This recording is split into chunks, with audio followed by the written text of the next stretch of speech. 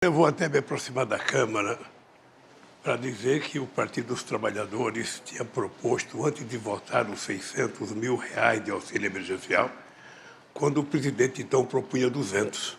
A Câmara votou 500 e ele propôs 600.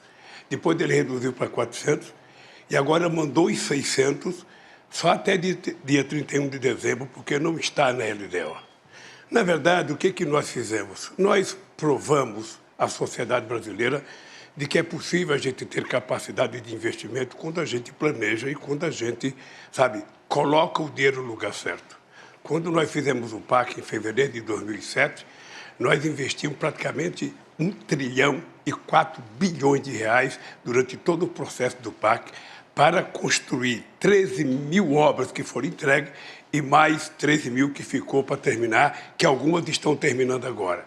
O dado importante é que, se você souber trabalhar, planejar, você vai ter o dinheiro para fazer as coisas e, ao mesmo tempo, nós temos certeza de que o Congresso vai aprovar uma reforma tributária para que a gente possa, com a reforma tributária, taxar menos os mais pobres, os trabalhadores. Por isso é que nós propomos uma isenção até R$5 mil de não pagamento do imposto de renda e cobrar dos mais ricos, que muitas vezes não pagam sobre o lucro, sobre o dividendo. Aí nós vamos ter dinheiro para fazer as políticas que nós fizemos. Eu até queria começar pedindo desculpa ao telespectador, porque eu não cumprimentei quando eu comecei a falar. Eu quero cumprimentar a direção da Banda, a direção da Folha, a direção da TV Cultura e a direção do UOL por fazer esse pool e permitir que a gente pudesse fazer um debate franco e aberto. Vocês sabem que eu estou candidato na perspectiva de reconstruir esse país. Fazer com que esse país volte à normalidade, que as instituições funcionem corretamente, que o Congresso legisle e não trate do orçamento, que o governo governe e que o Poder Judiciário cumpra com o seu papel. Mas, sobretudo, é preciso trazer o povo mais pobre à cidadania outra vez. Quando eu governei de 2003 a 2010, nós fizemos a maior política de inclusão social que a história desse país conheceu. Nós geramos 22 milhões de empregos, nós aumentamos o salário mínimo, nós fomos o governo que mais fez universidade e escola técnica nesse país. E, por isso, eu até gostaria de fazer uma pergunta para o candidato, meu adversário. Quantas universidades e quantas escolas técnicas o senhor fez como presidente da República? Eu perguntei quantas universidades você fez. Perguntei quantas escolas técnicas você fez. E você veio falar do Bolsa Família. O nosso programa de inclusão social não era só o Bolsa Família. O nosso programa de inclusão social foi a maior política de distribuição de renda que esse país já conheceu para o pobre, porque era ajuda ao pequeno produtor rural, era 1.400.000 cisternas que nós fizemos para o Nordeste, era o PNAE para levar comida para as crianças mais pobres e a gente comprava do pequeno produtor, além do aumento do salário mínimo de 74%. Mas eu queria voltar à pergunta inicial: quantas universidades e escolas técnicas o seu governo fez? Eu já percebi que ele não quer dizer que, vergonhosamente, ele fez uma universidade em Tocantins que a presidenta Dilma que tinha aprovado. Porque nós fizemos 18 universidades novas, 178 campos, além do ProUni e do FIES. O FIES a pessoa não tinha que pagar enquanto estava estudando. Eu não vou perguntar de universidade já, porque parece que não sabe. Parece que sabe que ele não fez nenhuma. Mas eu vou perguntar de pandemia. O Brasil tem 3% da população mundial. E o Brasil teve 11% das mortes da pandemia no mundo. Por que houve tanta demora para se comprar vacina? O senhor não se sente responsável? O senhor não carrega nas costas um pouco do sofrimento dos brasileiros de ser responsável, pelo menos, por 400 mil mortes nesse país? Eu não faço acusações mentirosas, são dados científicos. O senhor atrasou a vacina, depois teve um processo, inclusive, de corrupção definido e denunciado pela CPI, e o fato concreto é que a sua negligência fez com que 680 pessoas morressem, quando mais de metade poderia ter sido salva. A verdade é que o senhor não cuidou, debochou, riu, dizia que não tomava vacina, quem tomava vacina virava jacaré, que virava homossexual, que não podia tomar vacina. O senhor gozou das pessoas, imitou as pessoas morrendo afogada por falta de oxigênio em Manaus. Ou seja, não tem na história de nenhum governo do mundo alguém que brincou com a pandemia e com a morte como você brincou.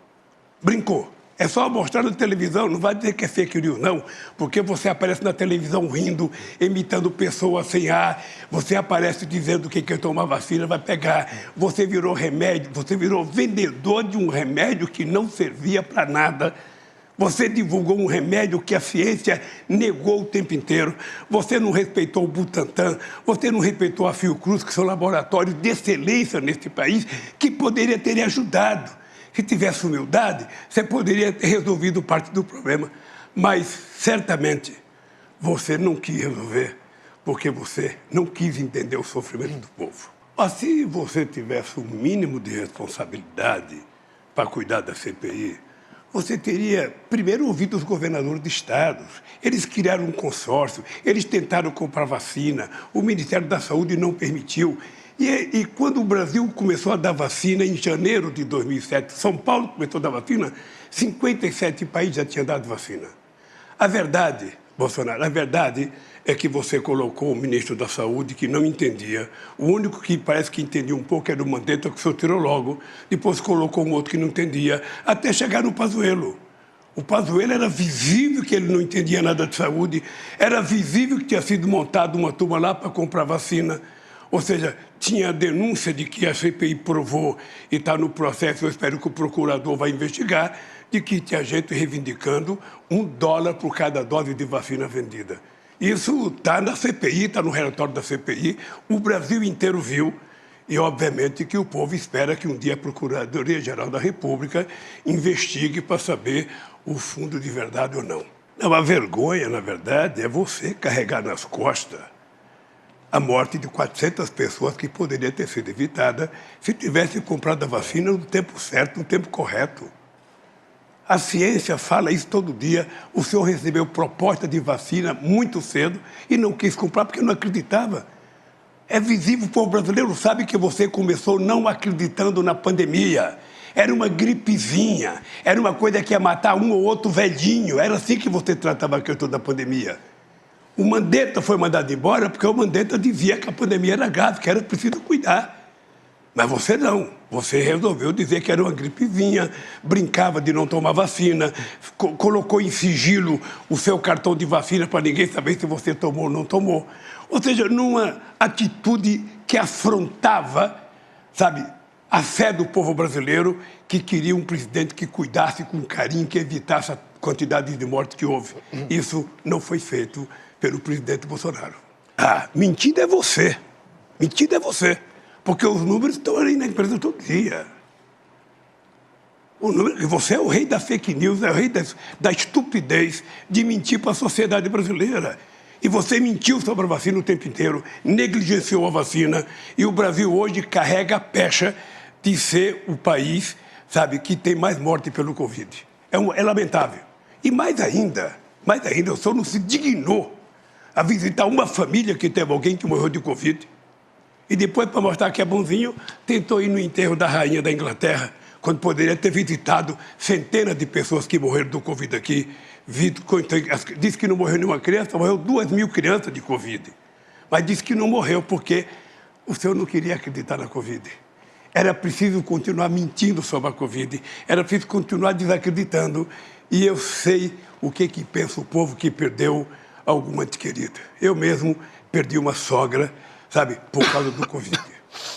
Você ria o tempo inteiro. Agora que você está candidato, você está mostrando uma seriedade que deveria ter mostrado lá. É isso. O Rio... Simples assim. Você não foi no hospital, não foi visitar uma pessoa, não foi visitar um parente. Você sabe quem é especialista nisso. Você sabe quem é o rei da fake news. Você sabe. Candidato Lula, deixa o presidente, candidato Bolsonaro, terminar o raciocínio. Ah, tá bom. Eu vou lhe contar como é que se vacina. Em 2010, teve a gripe H1N1. Em 3 meses, nós vacinamos 80 milhões de pessoas. Em 3 meses. Porque o Brasil é um país que tem expertise em vacinação. Aliás, o Brasil é exemplo do mundo em vacinação.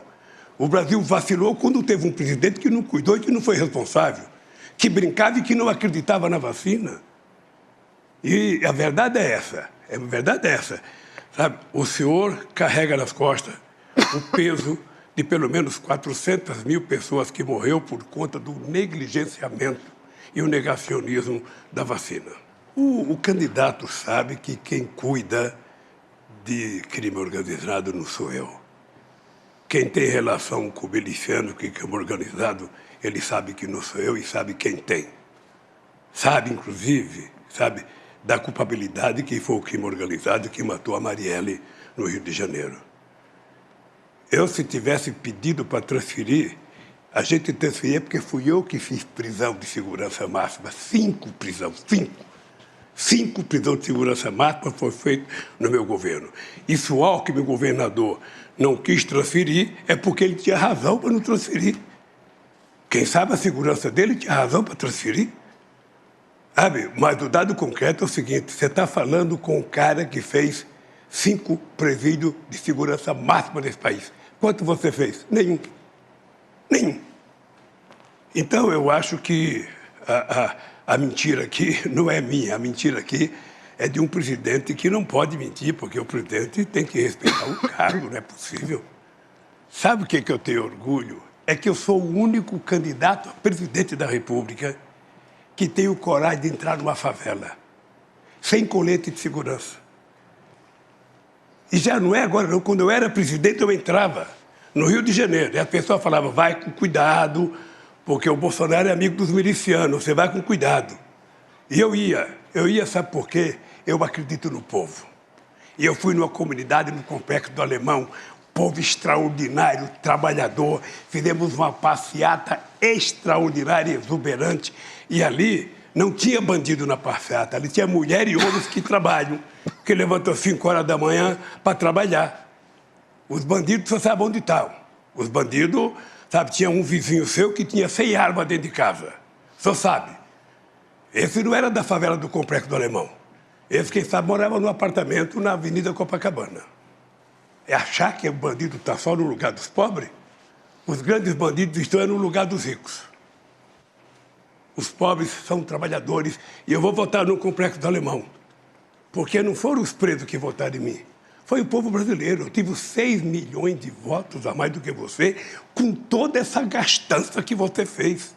Se pegar todos os presidentes, desde Marechal Deodoro até agora, ninguém colocou 10% do dinheiro que o senhor colocou nessa coisa. É só eu falar uma coisa, o senhor vai lá e faz. Eu falei do preço da gasolina, vai lá reduzir o preço da gasolina. Ele reduziu, vai aumentar outra vez. Não pense que ele disse que não manda na Petrobras, que é o presidente que aumenta. Então, Bolsonaro, se tem um mentiroso aqui, esse mentiroso chama-se Jair Messias Bolsonaro, que tem mentido diariamente ao povo brasileiro. Inclusive, levou água para o Nordeste. Todo mundo sabe que quem fez a transposição do Rio São Francisco foi esse que vos fala, porque eu sou nordestino, já tive a experiência de carregar balde d'água e lata d'água na cabeça. Portanto, não minta. Olha, eu vou contar uma coisa. Se tem uma coisa que é cara de pau, é o cara de pau desse cara. Porque eu fiz 88% das obras do São Francisco. Ele fez 3,5%. 3,5%. Da mesma forma que ele fala que fez ferrovia. Da mesma forma que fez o 163. Tudo feito pelo governo do PT. Mais de 80% das obras feitas. E ele vai lá, termina. Quando eu tomei posse em 2003, o Fernando Henrique Cardoso estava fazendo uma ponte lá de Vida Minas com Mato Grosso, eu fui lá inaugurar e fiz justiça ao Fernando Henrique Cardoso, disse que era dele. Você poderia, pelo menos, ter sensatez de quando inaugurar, fala, gente, eu quero dizer que essa obra aqui é do presidente Lula, ele foi mais competente que eu, ele fez a obra, sabe? Eu só vou aqui dar um empurrinho para acabar esse pedacinho que está faltando. Mas dizer que foi sua? Você acha que alguém acredita? Você acha que o nordestino que está vendo a gente na televisão acredita que foi você que levou água? Que você fez ferrovia? Não Tudo é um projeto seu. O Tarcísio aprendeu trabalhando com a Dilma, porque o Tarcísio foi no PAC com a Dilma que ele aprendeu a fazer essas obras. Porque ele trabalhou com a Dilma, não sei se você sabe. Ele foi do PAC quando a Dilma era presidente da República. O dado concreto, Bolsonaro, é o seguinte. O dado concreto é que, no nosso governo, nós fizemos a maior política de infraestrutura que esse país já conheceu. Maior. Talvez eu tenha perdido do Geisel quando ele fez o Proálcool nos anos 75. Porque nós fizemos a maior quantidade de obras de infraestrutura que esse país já conheceu. Geramos muito emprego, mas muito emprego de carteira profissional assinada, coisa que Vossa Excelência não faz. Ainda bem que você está assistindo, e eu quero até parabenizar a Bandeirante, porque o horário do debate é nobre, 8 horas. Porque um cidadão tem a cara de pau e a disfarçatez que tem, o presidente, de dizer que nós não fizemos nada para o país. Ele era deputado. Ele nunca fez um discurso contra o governo Lula. Nunca fez um discurso. Procurei nos anais do Congresso Nacional.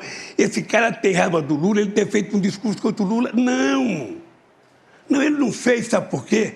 Porque, no fundo, ele sabe que eu fui o presidente que mais investi nesse país, mais fizeram para o público, e mais ainda, foi o que mais cuidei das Forças Armadas. A aeronáutica não tinha avião, a marinha não tinha navio, o exército não tinha nem coturno. E eu dei. Você vai ver que eu vou chegar perto da Câmara que você falou, não vai ter nenhuma agressão minha a você. Primeiro porque nós já tivemos uma experiência, no tempo da ditadura militar, de mudar a composição da Suprema Corte. O Castelo Branco mudou de 11 para 17, depois ele tirou 5 que ele não gostava e ficou só o que eles queriam. Não é prudente, não é democrático um presidente da República querer ter os ministros da Suprema Corte como amigos. Você não indica o ministro da Suprema Corte para ele votar favorável a você ou te beneficiar. Os ministros da Suprema Corte têm que ter currículo. As pessoas têm que ter história, têm que ter biografia. E essa gente tem que fazer o que precisa ser feito. E eu tenho orgulho, porque foi os ministros que eu indiquei que votaram o Célula Tronco, votaram o Raposo da Serra do Sol, votaram a União Civil. Ou seja, foram pessoas que tiveram uma postura de dignidade.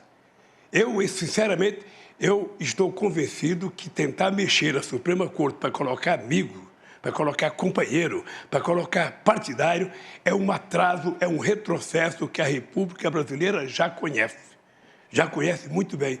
E eu sou contra. Eu acho que a gente pode discutir no futuro, se tiver uma nova Constituinte, sabe, quem sabe ter mandato ou não, quem sabe as pessoas terem uma limitação maior. Mas eu acho que a Suprema Corte tem que ser escolhida por competência, por currículo e não por amizade.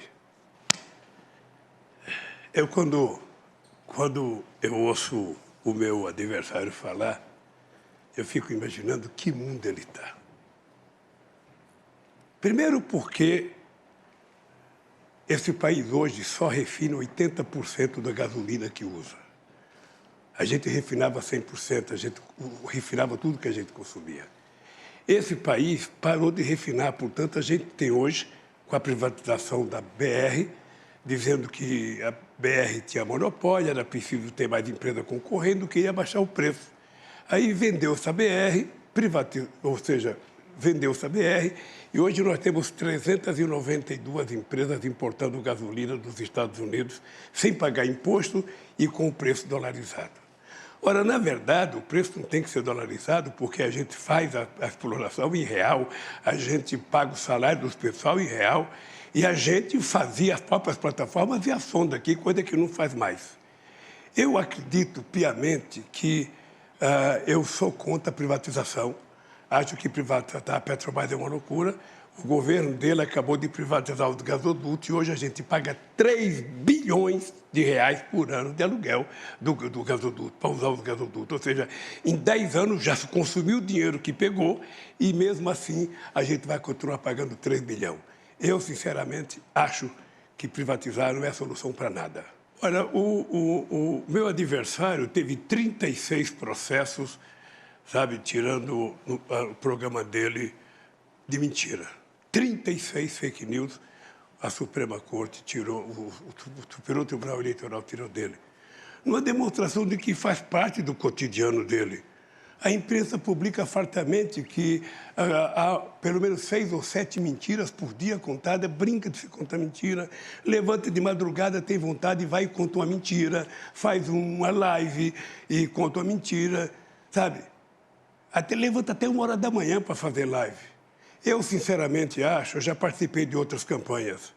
Você sabe que eu já participei de campanha contra o Fernando Henrique Cardoso, contra o Collor, contra o Serra, e o nível era outro. Era um nível civilizado, era um nível em que a verdade sempre prevalecia, a verdade sempre estava na ordem do dia. A gente debatia o futuro do país, a gente debatia economia, debatia trabalho, debatia salário, sabe? Por exemplo, sabe, nós temos 36 milhões de pessoas que vivem com salário mínimo e faz 4 anos que não se aumenta o salário mínimo nesse país. Eu acho que a campanha tem que ser regulada, a justiça tem que tomar decisão e toda vez que houver mentira, nós vamos entrar com processos para tirar as coisas que são mentirosas. Porque o povo, se votar num candidato que mente, sabe que esse candidato não vai governar corretamente. Josias, a primeira coisa que você tem que aprender é que um presidente da República, quando ele é eleito, ele vai governar e lidar com o Congresso que foi eleito. E quem elegeu o Congresso foi o povo brasileiro. Se os deputados são bons ou não, o povo brasileiro tem responsabilidade por quem indicou. E é com quem tem mandato que o governo se relaciona. O suplente não vale, os que ficaram em segundo lugar não vale. É exatamente com as pessoas que foram eleitas. Isso vale para todos os presidentes da República. Vale para você se fosse eleito presidente. Eu vou tentar confrontar essa história do orçamento secreto. Eu vou tentar criar um orçamento participativo, que foi uma coisa que nós criamos nos estados brasileiros. Todo mundo se lembra que o sucesso do orçamento secreto nas prefeituras do PT foi... A ONU pediu para que a gente, sabe, fosse para o mundo divulgar o orçamento participativo. Agora, com a internet, nós vamos tentar fazer um orçamento participativo. Nós vamos pegar o orçamento, o orçamento do ano que vem já está pronto. Eu vou ganhar as eleições, vou tomar posse, o orçamento está pronto. Eu não sei se eu vou mudar o orçamento ou não. Mas nós vamos pegar o orçamento e vamos mandar para o povo dar opinião para saber o que ele quer efetivamente que seja feito, para ver se a gente consegue diminuir o poder de sequestro que o Centrão fez no presidente Bolsonaro. Olha, eu tenho dito já há 3 meses que a primeira reunião que eu quero fazer, na primeira semana de janeiro, são com os governadores eleitos dos 27 estados e também com os prefeitos da capitais para começar uma discussão de como recuperar esses alunos que estão atrasados, esses alunos que ficaram mais analfabetos do que já eram, porque não tiveram sequer um auxílio de um computador, da internet para poder estudar. Ou seja, 2 milhões de crianças estão mais atrasadas do que os mais ricos e nós precisamos recuperar. E o governo federal, através do Ministério da Educação, vai compartilhar com os governadores e com os prefeitos a responsabilidade de recuperar essas aulas para que esses meninos possam aprender mais. Sabe, nós vamos ter que fazer um verdadeiro mutirão, convidar professores, quem sabe trabalhar de domingo, quem sabe trabalhar de sábado, para que a gente possa fazer com que essa meninada, sabe, consiga aprender aquilo que eles deixaram de aprender durante a pandemia. É triste, mas é verdade.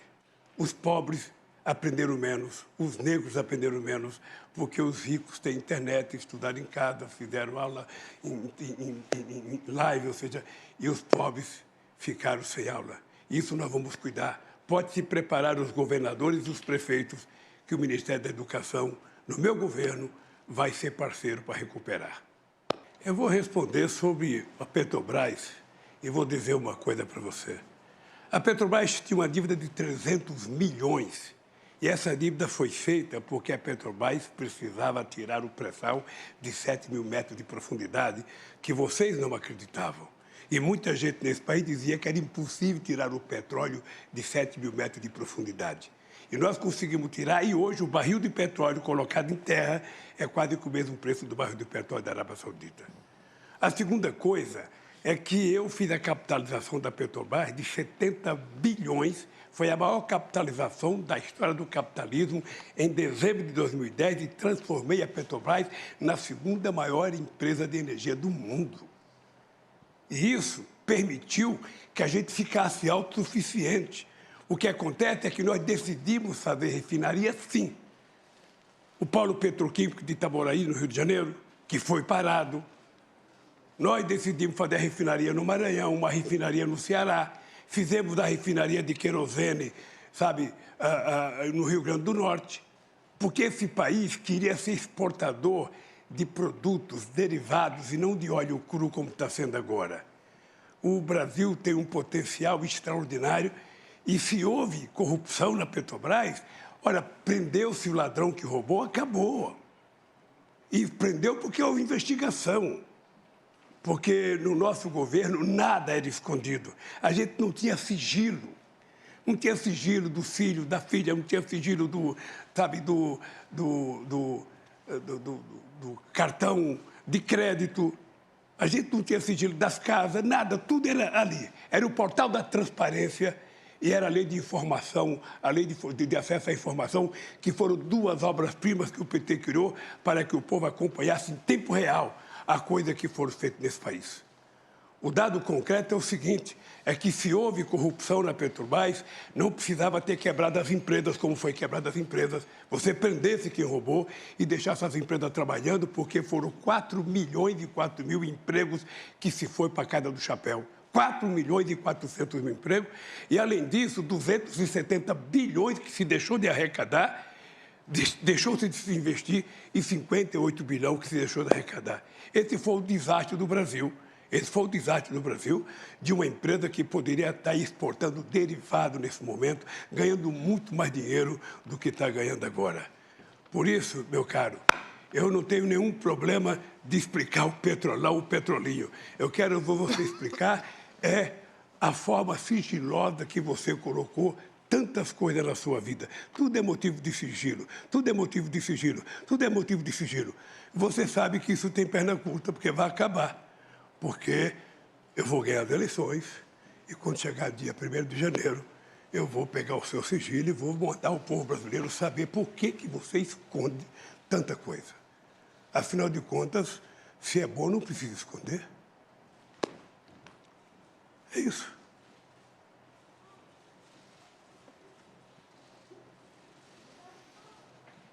Estou à sua disposição.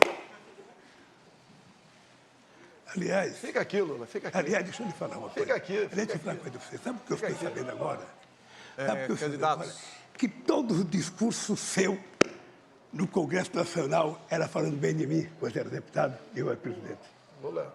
Me ligaram, disseram que você era um puxa-saco meu que não tinha precedente na história. Porque você sabe que eu cuidei do Exército, que quando eu cheguei não tinha sequer coturno, o soldado era liberado às 11 horas porque não tinha dinheiro para o rancho. Você sabe que a Marinha não tinha quase mais navio. Você sabe que a Aeronáutica não tinha avião. E você sabe que eu cuidei das Forças Armadas com carinho que nem você cuidou das Forças Armadas como eu cuidei, porque eu quero uma Forças Armadas preparada, competentemente armada para defender a soberania brasileira contra possíveis inimigos externos. É isso que eu quero para esse país. Por que você mente descaradamente? Eu estou falando. É mentira sua. Ah, é mentira? É mentira sua. Mentira. Mentira minha? Mentira. Você não entregou Olha ali para aquela câmara que você deve estar com seus filhos ouvindo você e repita. Os meus filhos Porque me acompanham, é mentira. os seus não. Você, aliás, você não sabe fazer outra coisa, a não ser mentir, Candidato, Bolsonaro. quando os dois falam, o espectador não consegue entender o que se fala. Eu não Não dá disse, nem para discutir. eu não disse que não houve dá nem pra roubalheira, discutir porque esse assunto aqui. as pessoas se confessaram. Quando o cara confessa o crime, é porque ele cometeu um crime. As pessoas foram lá e delataram. Que houve roubo na Petrobras, pode ter havido. O que eu quero dizer é que para você combater a corrupção, você não precisava quebrar as empresas. Você não precisava fechar as empresas. Na Coreia não fecharam a Samsung, na Alemanha não fecharam a Volkswagen, na França não fecharam a Alstom, ou seja, prendeu-se o dono da empresa e os trabalhadores continuaram trabalhando, a empresa continuou produzindo e as coisas aconteceram. Você sabe que o polo petroquímico de Itaboraí estava 85% pronto. Estava 85% pronto. O maior polo petroquímico que esse país podia ter. Está parado. Está parado. Porque se levantou muita denúncia, não se provou metade da denúncia e está lá o polo petroquímico enferrujando, quem sabe para ser privatizado a troco de banana, como foi feito com o gasoduto brasileiro. Que o direito de resposta é para dizer o seguinte: o Bolsonaro, ele continua sendo um mentiroso costumaço. Ele sabe que os diretores da Petrobras, inclusive um dos seus chefes da Casa Civil, é do partido que era o diretor da Petrobras, e esse diretor tinha 33 anos de Petrobras. Não era um dia, era 33 anos da Petrobras. Ele foi indicado por competência. Ele foi indicado por competência. Ele já está morto, não dá nem para ficar falando muito dele. Então, o que é importante dizer claramente é o seguinte: as pessoas que foram indicadas pela Petrobras foram indicadas pelo Conselho, porque você sabe que você indica um diretor da Petrobras para o Conselho da Petrobras é quem indica o Conselho. Eu, na verdade, Bolsonaro, eu gostaria de que você, quando viesse aqui na Câmara, você explicasse por que faz 4 anos que você não dá um aumento real para o salário mínimo. São 36 milhões de aposentados, dos quais 36 milhões que ganham salário mínimo, dos quais 22 milhões de aposentados que estão há 4 anos sem receber aumento real. No meu governo, receberam 74% de aumento real. É por isso que a economia cresceu. Você sabe quanto que a economia crescia no meu governo? Ela crescia em média 4%. Sabe quanto está crescendo no seu? Menos que 2%. Ou seja, crescia, e o Brasil, quando eu deixei a presidência, estava crescendo 7,5%. Eu vou lhe dar um dado para você pesquisar. Quando eu deixei a presidência, a indústria automobilística produzia 3.700.000 carros. Hoje ela produz menos que 2 milhões de carros. Menos que 2 milhões, metade da produção de carro. Quando eu era presidente, a estimativa da indústria automobilística era chegar a 6 milhões de carros. Então, vejam, nós estamos com uma economia atrofiada, uma economia, sabe, que você fala que está bombando, só se for, sabe, no seu orçamento, porque para o povo não aparece esse crescimento da economia. Uma coisa, eu falei do meu governo, o governo mais exitoso da história do Brasil. Um governo que tirou 36 milhões de pessoas da miséria absoluta. Um governo que colocou 42 milhões do povo brasileiro a um padrão de consumo de classe média. O governo que faz mais universidade na história do Brasil. O governo que mais colocou jovens. Nós pegamos o Brasil com 3,5 milhões de jovens na universidade, deixamos com 8 milhões de jovens na universidade. O Brasil tinha 140 escolas técnicas, nós fizemos 422 escolas técnicas. Ou seja, nós aprimoramos porque nós tínhamos o melhor ministro da Educação do Brasil, que era o companheiro Fernando Haddad. O melhor ministro da Educação, que fez do Fundeb. O orçamento da educação subiu 160% no nosso governo. A gente criou o piso salarial dos professores, porque esse país estava dando um salto de qualidade. O Brasil era a 12ª economia do mundo, chegou à 6ª economia do mundo. Eu não sei se o adversário meu se lembra, eu era o único presidente do Brasil, da história do Brasil, convidado para todas as reuniões do G8 e convidado para 2 reuniões do G20. E por que a gente era convidado? Porque tinha uma coisa que a gente cuidava que você não cuida, que era a questão do clima. Foi no nosso governo o menor desmatamento da Amazônia. Foi no nosso governo. E o seu é o maior todo ano.